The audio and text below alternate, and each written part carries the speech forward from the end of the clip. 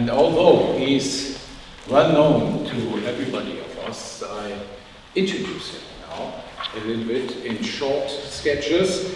He's nowadays a Professor Emeritus of Public Education at the Maynooth University in Ireland and a visiting professor at the Department of Education, Religion and Social Science at the Western Norway University of Applied Science.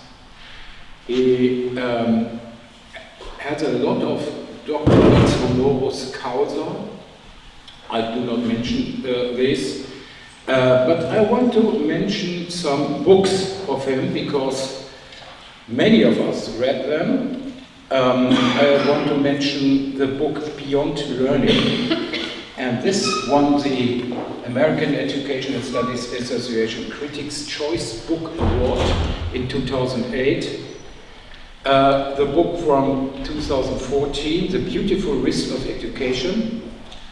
From 2020, the book Obstinate Education, Reconnecting School and Society, which won the Annual Book Award from the Philosophy Education Society of Australia. Then I mentioned his book, his last book. I think we will hear something about this, World-Centered Education. And this year he received the Society's Lifetime Achievement Award from the Dewey Society. So he's high honored, and I'm really, really happy to welcome him. Good. Thanks very much.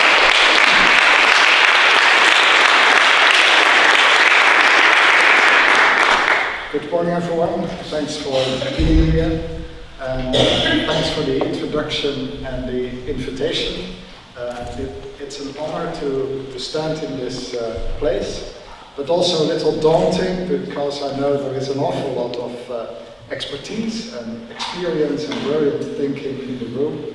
And I also heard quite a lot of that in the papers I attended over the past days. So it will be interesting to see how to speak in that particular moment in time. There is something nice about sort of presenting at the start of a conference, because you don't know where you are, you can just do it and you get over it. But I feel I'm sort of in the middle of conversations, and I think there will be good connections. I also want to thank Malte and the others for organizing this. I think in the current political times, it's actually quite special that we can be together and speak freely. And there are countries where that is no longer the case. Olga was talking about teachers in Serbia losing jobs. I know from colleagues in Georgia, the United States. So just this possibility to speak without limits and without the fear of being overwatched is quite special. And I think the best way to defend it is to keep doing it everywhere. So I wanted to mention that as well. Then, my presentation, I have a title in quotation marks, as if the world is just waiting for our opinion, and I'll try to explain what that is about. And what I want to talk about is this idea of education after the worldview. And I'll try to explain what I have in mind. One thing I would like to do, there are sort of 3 steps, is to explore how world and self show up in modern times. And of course, these are pretty big claims, but for the sake of doing that in little time, some of the steps are a bit big. I want to suggest that in how world and self show up, world and self are in a sense lost. And then I want to explore how we might regain world and self. And I think that speaks also to the bigger theme of the conference. That regaining for me is ultimately, and maybe first of all, a matter of education. And the phrase I want to use is education after the age of the worldview. Now, the idea of the age of the worldview is a title from an essay by Heidegger, Die Zeit des Weltbildes, written, published in 1938. And there are two English translations, which already shows that it's always difficult to find words in another language. One translation, the age of the world view, and the other, the age of the world picture. And I'll use parts of both English translations. So where I want to start is with this person, Filippo di Ser Brunellesco, if I pronounce that well, who in the history of visual arts is generally seen as the inventor of perspectival drawing. He is the first who figured out how in 2D you can draw something that then looks like 3D. And it's very funny how he did that by trying to draw and then put a hole in the thing he drew, and he had a mirror and there was a hole in the mirror and he looked through the hole to the real thing and back to the painting until he got it all right. Now you can say this is a technical achievement. When you look at images from Egyptian art or icons, they look very different from perspectival art. I think the top right is one of the first perspectival drawings. On the bottom is from Johannes Sijendam, a Dutch painter who really mastered this with interiors of big churches. But the question is it only a technical achievement? And I think it's something more, and here I'm inspired by Heidegger's essay as well. Because you can say, what does perspectival drawing do? It defines the precise standpoint, you can say, for the observer. So the drawing is seen from the standpoint of the observer. And therefore it describes a field in which the observer is positioned. So you get a configuration where you can say it's a subject observing objects. And if you think of that as a configuration or a reconfiguration, you can say in a sense there is a game. That's one way to look at it. Because it allows for a defined position for each individual, which is not the case, say, in Egyptian art, where the question where the spectator is has nothing to do with the image. So you can even say it allows for a kind of freedom for the individual, but it's a very particular freedom. You can say it's the freedom of observation or freedom as a standpoint. Now in that, I think, but I mean these are quick claims, there is also a loss, because the I, you could say, arrives in a very particular identity or a very particular role as spectator of objects or as world viewer. And that's why I like the English translation, world view of the field. And what it therefore does is it turns the world into a perspective that the individual has. Now you could ask, is this the way in which in modern time we started to view the world? But here Heidegger makes a very interesting claim, which I found exciting for a number of reasons, where he says what is modern is not this particular way of viewing the world, but the very idea of the world, as he puts it, understood as view, or grasped as picture. This is the claim he makes, where he says that the world becomes a view is the distinguishing mark of modern times. And he calls this a transformation. I like the word reconfiguration because it's a repositioning of a number of elements. And again, quoting Heidegger, he says that the world becomes view is one and the same process with that by which man becomes subjective. And then the big claim, for the first time there is such a thing as the viewpoint of man. And this transformation is what Heidegger then refers to as the age of the worldview. And he says this sets dynamics in motion, where he says the more objective the object becomes, the more subjective the subject becomes. And again, I find it interesting that he says this will end up at some point in a battle of worldviews. And I wonder, reading that sentence, whether we are in the middle precisely of that battle of worldviews. It means that the very idea of worldview is not a neutral, trans-historic category, but it's a particular configuration. And that means, for example, that we can no longer talk about, say, a Greek worldview or a Christian worldview or an indigenous worldview, because there you bring two categories together that, according to Heidegger's argument, don't fit together. Or you can do it, but at the cost, you could say, of drawing this into the modern age. And in the essay, Heidegger somewhere says, as soon as you talk about a Christian worldview, you'll have already secularized Christianity. And I think he is right about that. Now, if you sort of see what Heidegger is arguing, out of this configuration, you can see that over time there is an increasing distancing between self and world. And there I want to suggest, okay, a bit quickly, that the world begins to disappear more and more. A loss of the world, but at the same time also a loss of the self, because if the self is an observer of the world, the self is no longer in the world. And that raises the question, where then actually is the self? Say the self ends up in this title of Thomas Nagel's book, with a view from nowhere.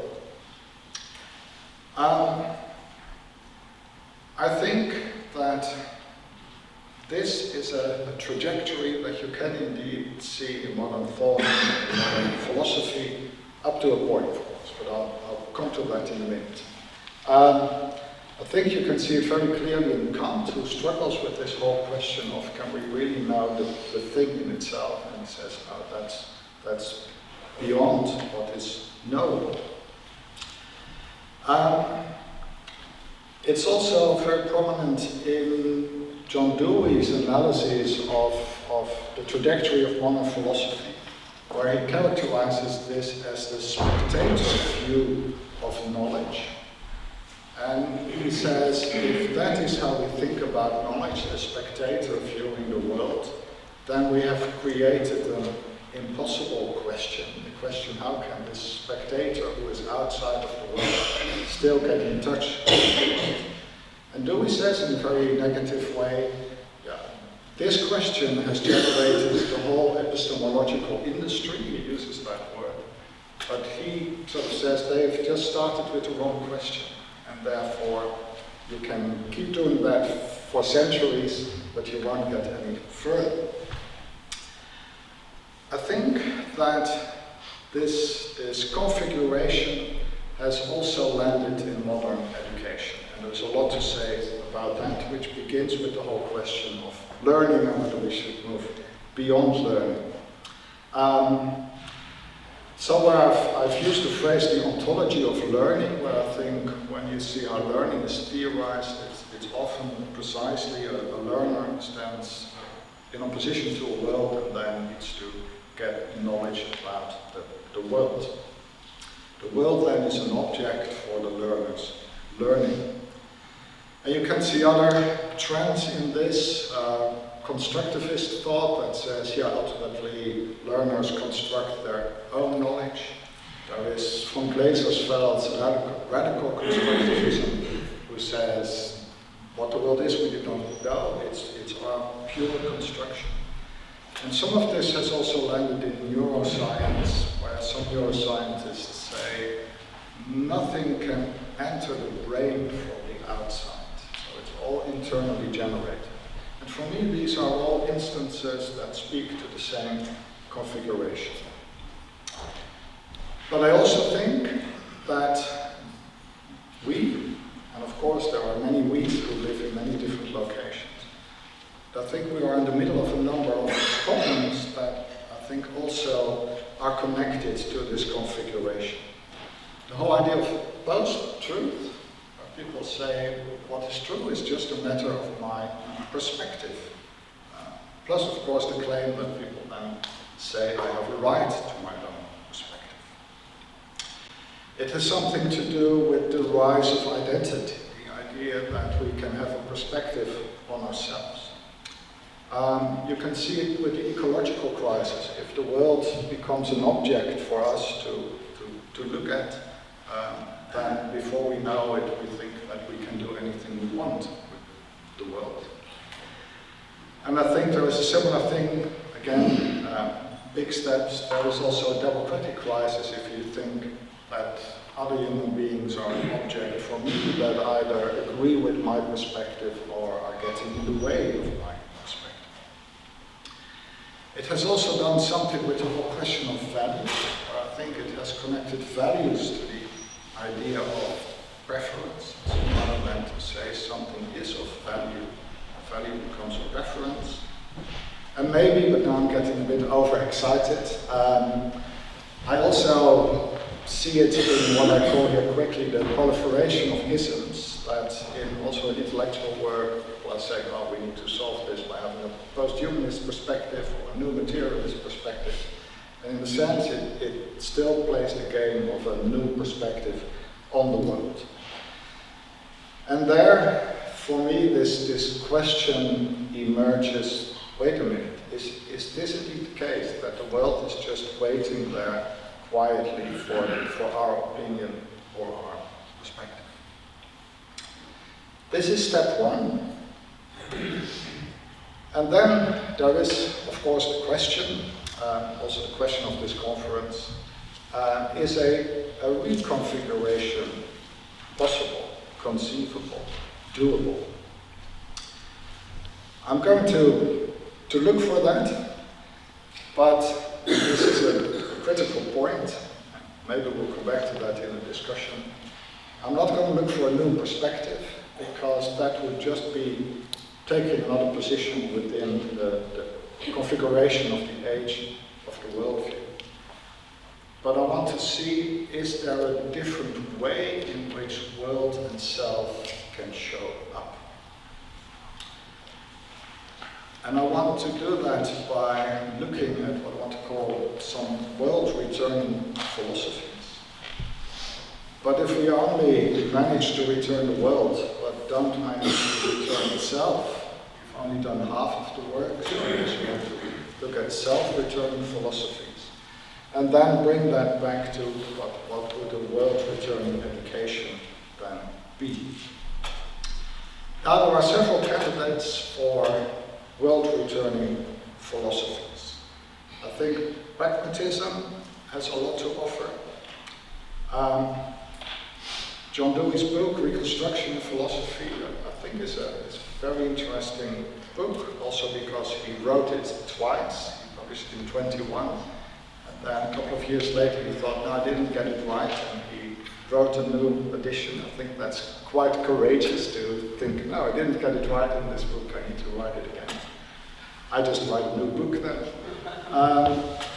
I also think that what Graham Harman is doing with object-oriented ontology is somewhere there as well. I've read the book once, and I get about 30% of it. And I think that's a sign that there's something happening there. So there's further work to do there. But the thread I want to follow is phenomenology or phenomenologies. Not just the reason of the conference, I also think a lot speaks to that.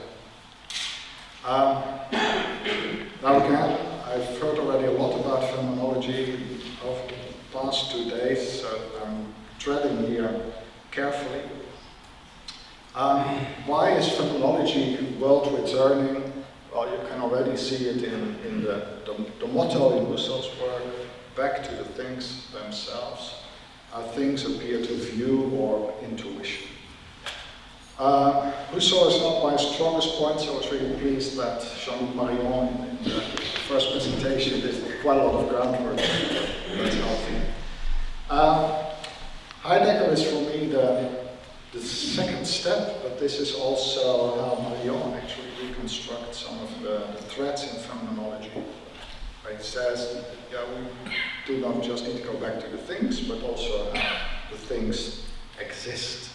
This is Heidegger says for us, he writes, probably means for me, phenomenological reduction means leading phenomenological visions back from the apprehension of a being to the understanding of the being of this being. I would characterize that as an existential term, because you can say what Heidegger tries to do is to bring the world back, but not as thing, as object, but the existence of the world. But at the same time, he also brings the human being back by focusing on the existence of the human being. So here already you can see sort of a world-returning and self-returning term happening. As I guess many of you know, Heidegger tries to describe a lot of these qualities of how Dasein exists, to begin with the hyphen he puts in existence itself, to say existence means to stand out to the world, with qualities of openness, receptivity, there's a kind of passivity there, guardianship. So these other qualities of Geworfenheit, we are thrown into a world, we find ourselves there, we are not the first cause of the world, we don't stand before and outside of the world. Befindlichkeit, finding yourself in things that matter or come to matter to yourself. And the whole question of care, where he says, for example, language is the house of being, and where are we? Well, we have a duty of care. We are the guardians or the custodians of that house. So I think that's the interesting insight from Heidegger, of course, very quickly, that Dasein stands out to the world, also in an open, you can say, receptive relationship, rather than having this sovereign gaze that is the configuration of the nature of the world. So you could already say that this is a world-returning philosophy that also returns the self. But there is an important question for Heidegger's work, but maybe also for Heidegger. How can Dasein, how can the human being not just be open, but judge about what to let in and what not to let in? I think that's a critical question and not an easy one. Here I see the significance of Emmanuel Levinas, who I would characterize in this big but also quick tour as a self-returning philosophy. And you see in what Levinas writes that he also very much pushes back against the configuration of the worldview. It's, you can say, a critique of the ecological worldview. Levinas so uses this word, ecology, where he says that's the logic of the ego, and there is a problem there. You would say any worldview is actually ecological because it always positions the ego as the viewer of the world. And he says this is actually strange that we assume that the ego comes before everything. He makes the same point about cognition, that he says the first act is not the act of knowing, and then we build everything else on cognition.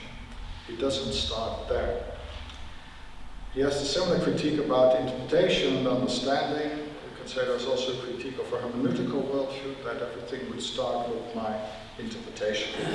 And all of that for Levinas are sort of totalizing gestures where we take the position to say that we are in the center and we can then speak about everything about us. Now, one interesting phrase that Adrian Paperzak uses in the edited book on Levinas to capture what Levinas is doing is to say ethics as first philosophy. But it's important to read that carefully. It came up in one of the presentations, I forgot which one. It doesn't mean that Levinas is saying human beings must be responsible. But sometimes I encounter this kind of reading of Levinas, and I actually think, what do I think? I think it's quite absurd to say people should be responsible, because it doesn't mean anything. But it's also not a claim that we as living organisms have this ability to respond. That would put ontology back before ethics. Yeah, I think it came up somewhere. The phrase that helped me really well is in Siegfried Baumann's book on Levinas, Postmodern Ethics, where he says, what does this mean? It means that responsibility is the first reality of the self.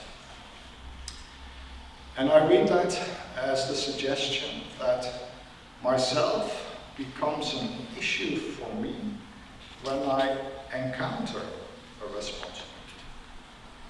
When I encounter a question, a demand, an appeal. Because then suddenly I realize that there may be something for me to do. That, I think, is Levinas's insight. In that encounter, you can say, I meet my own subjective existence. That becomes an issue for me. But Levinas also says, exactly there I meet my freedom. Because with every demand, with every question, with every appeal, I always need to figure out, do I say yes or no? And that is the moment of freedom.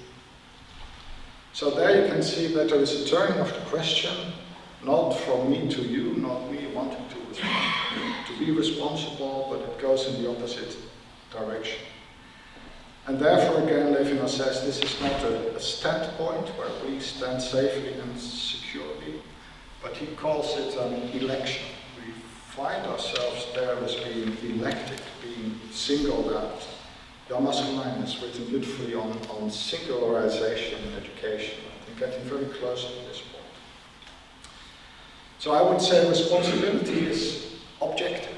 It exists and we can encounter it.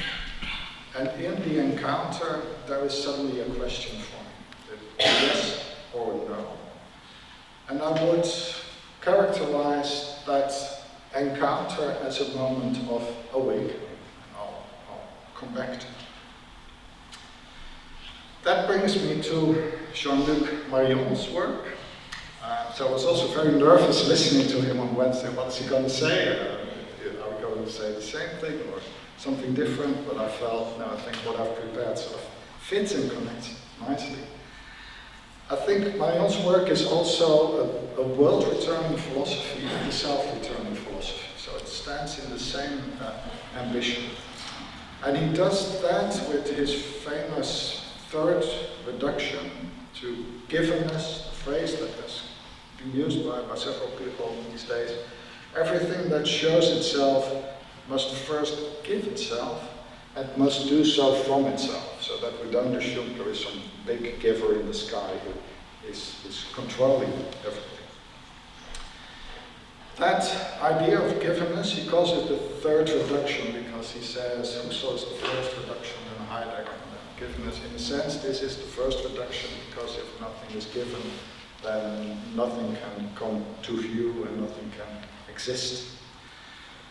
That is relevant for a number of the issues I've already mentioned. So I think it opens up a very profound critique of the age of the worldview and many of its manifestations. But the reason I started to read Marion, because for me, he helped with the question whether teaching itself is possible. For me, again, that's a critical question, because what I've been seeing again and again is that people say, yeah, we talk about teaching, but actually we can reduce teaching to learning.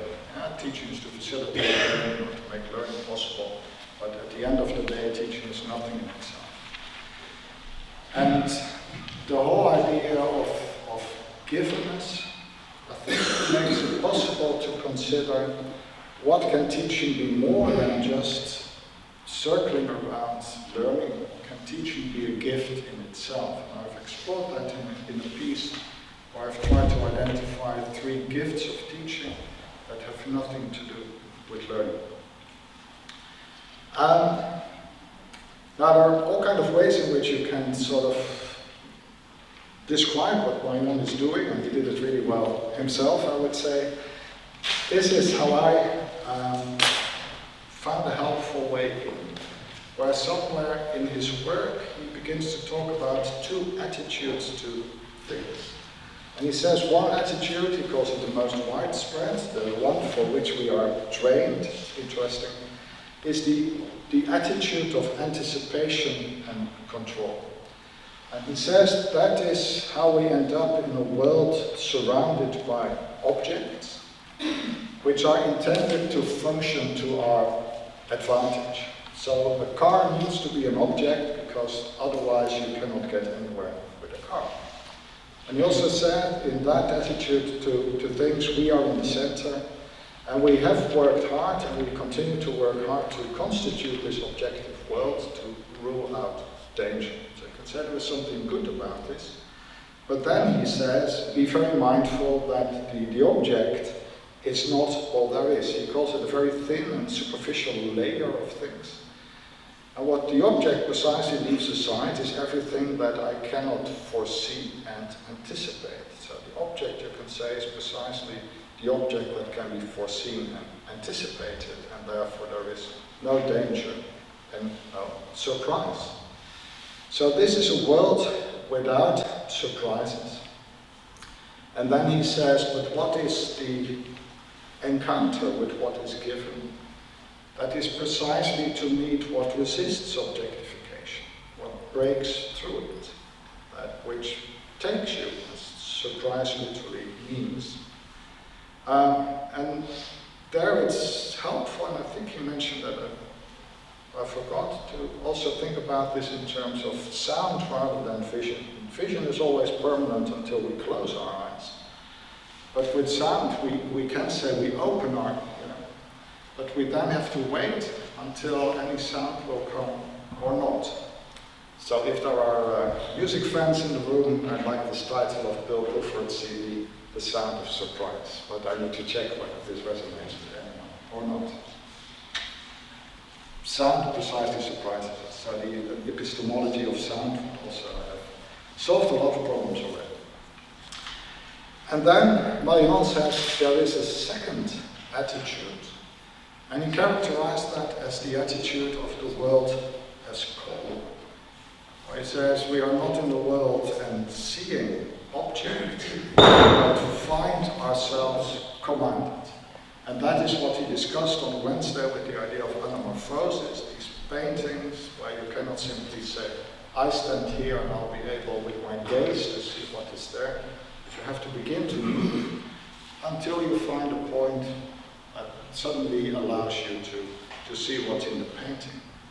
And he uses all kind of language for that in the given, so this is a way to articulate what this encounter with what is given is. A place and a moment are described where the ego must know how to allow itself to be found. And he says this has something to do with exposing yourself to that. And he says that requires courage, because it is in a sense experimental to say, where do I need to go so that I can be found? So you leave the comfort of the gaze.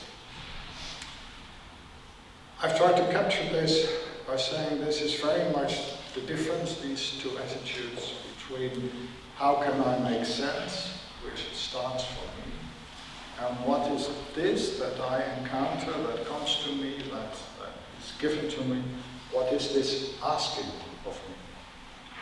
And there maybe you can see, if you can follow what I'm trying to do, that in this question, what is this asking of me, you have both the world returning and the self returning.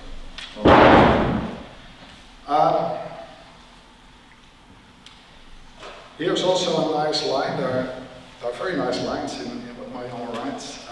If what happens to me is a duplication of myself, and I think this line from him is a critique of constructivism, then even the most marvelous things lose their meaning.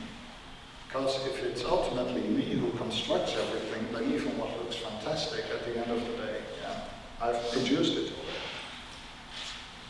And then he says, this decision to take things as goals decides everything else. Now you could say, is he then saying, oh, we need a change of perspective, or maybe a change of mind? Isn't this precisely perspective for the configuration of the age of the worldview, that we can decide how we want to view the world? I think that's not the case. I think the decision he's talking about is not a decision about the world, but it's a decision about our own life, how we want to conduct our own life. So this is not a change of perspective, but I think a change of heart, a change of resolve. That then brings me to the third and final step of what I wanted to share with you. What might this mean for education? Can we envisage also an education that is world-returning, and in doing that is self-returning? And this is what I've tried to do in this book, World-Centered Education. I want to highlight 3 key ideas from that book. I often call the book, first of all, a rhetorical intervention, because it begins with the phrase, world-centered education. And that's an intervention in a discussion that has been going on, I think, for several centuries in education, whether education should be child-centered or curriculum-centered, or student-centered or knowledge-centered. And this is not old. In the Netherlands, people are fighting, as we speak, about whether we should have a knowledge curriculum instead of this flawed experiential learning, for example. So the fights are still there. But the problem is these are one-sided options, and it's remarkable that people are thinking, falling for these one-sided options. Dewey already was very good at book titles, his little book, The Child in the Curriculum. Because you can say the job of education is precisely to make the encounter of the two possible. Not for the sake of the curriculum or for the sake of PISA scores, also not for the sake of the growth and development of the child. To say we make these encounters possible because we want to equip our students, we want to provide them with a sense of orientation, and that is all ultimately for their own life, their own grown-up life, you can say, which is a life that takes place in the world, outside of the school. That is already a reason to say the only way to get beyond this going back and forth is to say, well, ultimately our orientation is the world. Now, what does that mean for education? One, I think, important insight is that if education wants to return world itself, it needs to understand, or educators need to understand, that educational questions ultimately are existential questions. They are therefore not about learning or growth or development. If I had the courage, but it gets us into trouble, I may have put Bildung there as well, but we're not going there. Not about learning, growth or development, because we always, as educators, have an additional question. That is the question what the student will do with what they have learned, how they have grown, how they have developed. Our work, you can say, is to call the eye of the student forward out of learning, growth and development. That's how I understand when Benner speaks about Aftergrund zur Selbsttätigkeit, and I would say that's a moment of awakening. The word awakening is important. This is not the invitation to students to be yourself, but it's the invitation to be a self, which is the important difference between the two. I also have the privilege not just to talk to academics, but also to teachers in schools. So I always look for language where these things can become concrete, and this one seems to resonate. So what we do is we knock on the door of our students and we ask, is anyone there? That's a way to grasp what it means that our questions are ultimately existential questions. We have language for that. I use the notion of existing as subject. You can also say this has to do with being a person. And Winfried Böhm very nicely says, person is the way in which an individual exists. So there's an important distinction between individual and person.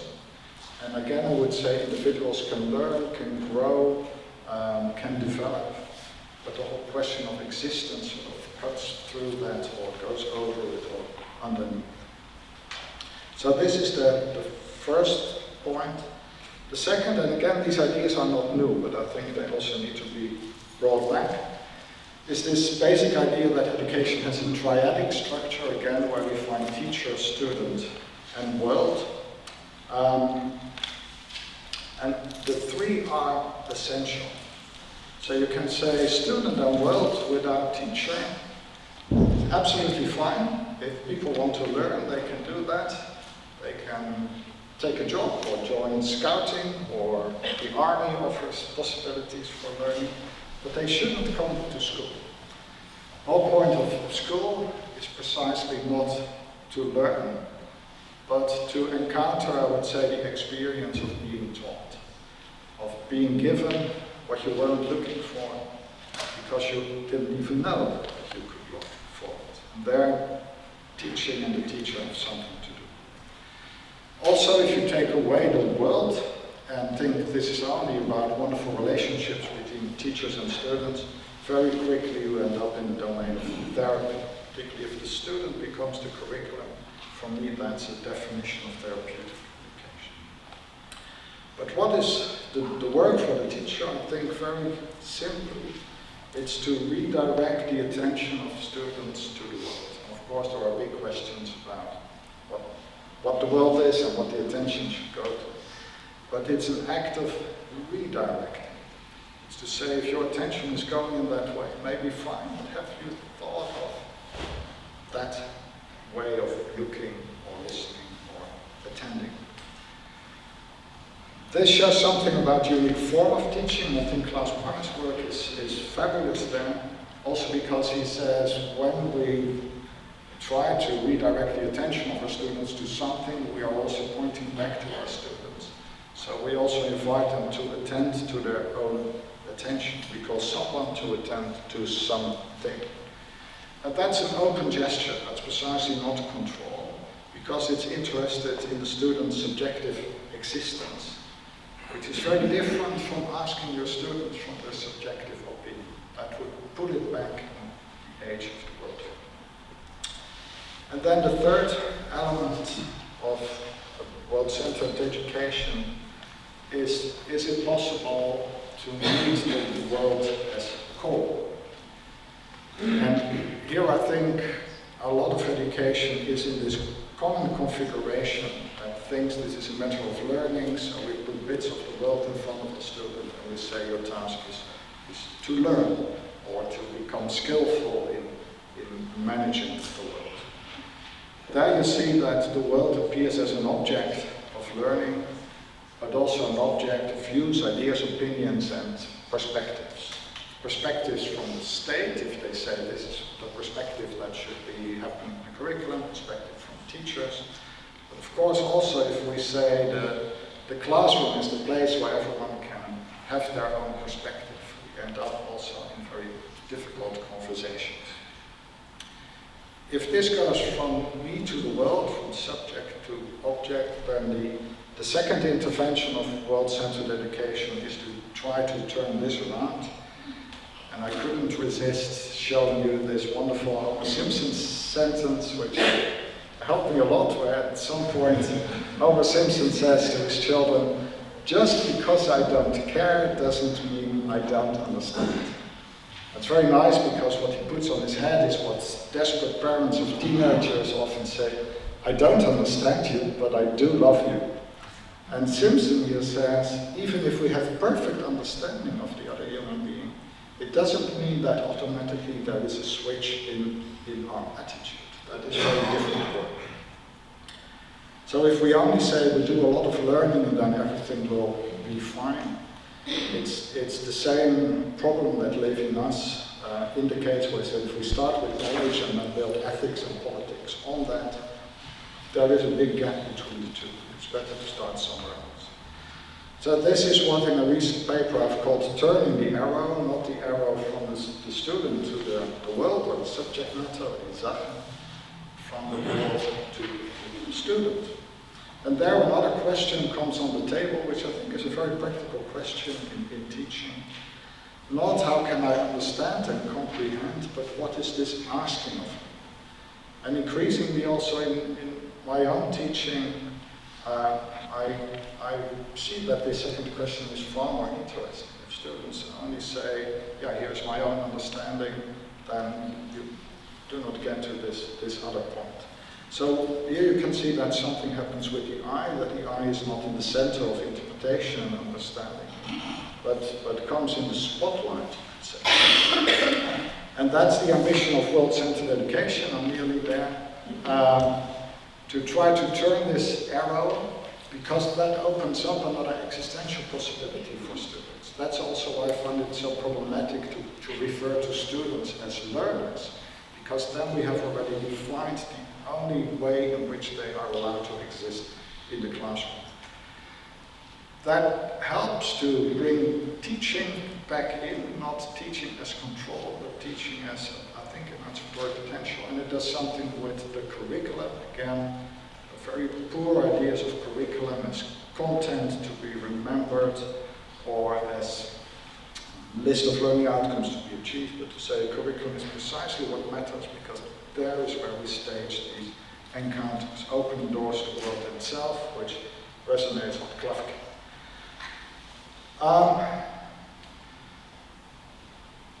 The final thing I just want to highlight is a fascinating passage in recent book by Brinkmann. It is a definition of Bildung, so I'm undermining myself there, but who cares? But he makes an interesting thing where he says Bildung, or education, is precisely the way in which human beings engage with the world, but not from their own standpoint, but precisely the opposite. Where they say if we are able to leave our own bubble and fun as well, we can engage with the world in a way in which we try to meet the call of the world and respond to that call. And he uses the word Weltdienst. If you translate it literally, it's world service, but then it's BBC. It's the call to serve the world, let's say. And what's interesting again is that he says here the individual transforms into a person. I think this distinction between individual and person is also important to education, because all the learning theory is about individuals. The question of the person is an existential question. That's what I wanted to share with you. Is education after the age of the worldview needed? I think it is. Is it new? I would say no. So part of this is also the work of rediscovering forgotten connections with what we know and have in our tradition, which has been put aside for many dynamics. Does education after the age of the worldview need philosophical backup? Do we need conferences like this? They can help, but I also believe in the integrity of education itself. So if it cannot be found in education, then we can philosophize until the cows come home, but it has to begin there. Is it possible? I think it is. Like Eric Owen Wright, who writes about real utopias and concrete utopias, ways of doing things differently, because that's the only way to show that things can be done differently. Thanks very much for your